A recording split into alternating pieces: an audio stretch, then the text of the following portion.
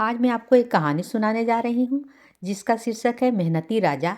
तो चलिए शुरू करते हैं। एक बार की बात है कि एक राजा था जो बहुत ही दयालु और न्याय करने वाला था। उसकी हमेशा यही इच्छा रहती थी कि उसकी जनता खूब फले फूले और खुशहाल रहे। एक दिन अचानक उसको पता चला कि उसके राज की जनता दिन पर दिन कम होती जा रही है, पर यह उसको पता नहीं था कि इसका हिसाब कैसे रखा जाए। इसके अलावा वह यह भी नहीं जानता था कि इसकी वजह क्या है। उसके राज के नियम और कानून सब बहुत अच्छे थे, टैक्स भी बहुत हल्के थे। उसके राज में पैदावार भी बहुत अच्छी होती थी, फिर भी उसके राज के लोग क्यों भाग रहे हैं। इस बात का पता लगाने के लिए एक दिन राजा ने एक फकीर का वेश बनाया और अपने देश में घूमने लगा। अपने इस घूमने के बीच उसको पता चला कि एक जिन उसके राज में आता है और जहाँ भी वह जाता है वहाँ के आदमियों को खा लेता है।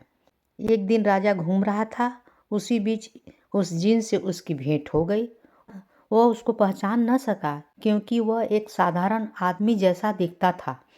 हुआ यूं कि एक बार घूमते घूमते राजा एक बंजर जमीन के टुकड़े के पास पहुंचा जो शहर में कुछ दूर पर ही था।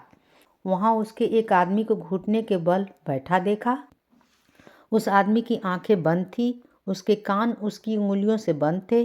वह अपना सिर जमीन पर दे दे कर मार रहा था।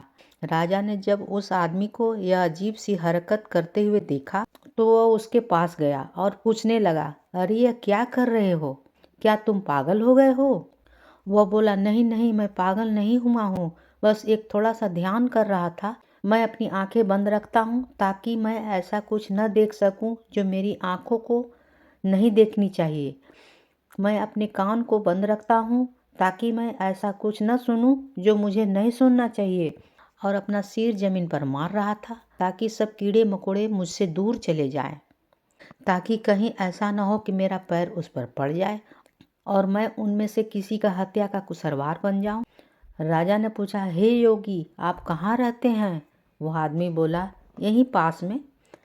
उस आदमी ने राजा से पूछा, अगर तुम्हारे पास कोई खास काम करने के लिए नहीं है तो मेरे साथ आओ और मेरे घर चल कर रहो। मुझे मालूम हो गया कि तुम भी एक ऐसे ही आदमी हो जिसका मन इस दुनिया में नहीं लग रहा। राजा ने उसकी बात मान ली और वह उस आदमी के साथ उसके घर चला गया।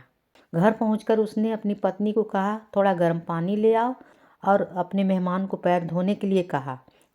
स्त्री को अजनबी पर दया आ गई, सो जब वह उसके पैर धो रही थी उसने उसे धीरे से कहा कि उसका पति तुम्हें मार डालेगा। इसी प्रकार से उसने सैकड़ों लोगों के साथ किया है। वहां से भाग जाने के लिए कहा। उसने आगे कहा कि उसका पति आता ही होगा और जब वह आने पर उसको नहीं देखेगा तो उसके बारे में पूछेगा और उसके पीछे अपना शिकारी कुत्ता छोड़ देगा। जिन की पत्नी बोली, आप यहाँ से भाग जाएं, तभी आपकी प्राण बचेंगे, नहीं तो जिन आपको मार डालेगा। जिस तरह से लोगों को मारा है उसी तरह से आपको भी मार डालेगा, इसलिए आप यहाँ से भाग जाइए। जितनी जल्दी हो सकता था उतनी जल्दी भाग लिया। शहर पहुंचकर वो अपना महल गया और अपनी शाही कपड़े पहन लिए। फिर उसने अपने सिपाहियों को बुलाया। राजा ने अपने सिपाहियों को भेजकर जिन को मरवा दिया। राजा के सिपाहियों ने ऐसा ही किया। उस तरह उस आदमी को मार डाला और उसकी पत्नी को राजा ने अपने जनाने खाने की देखभाल करने वाला बना दिया।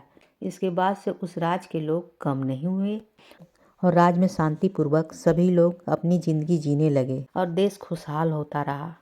कहानी होती है समाप्त।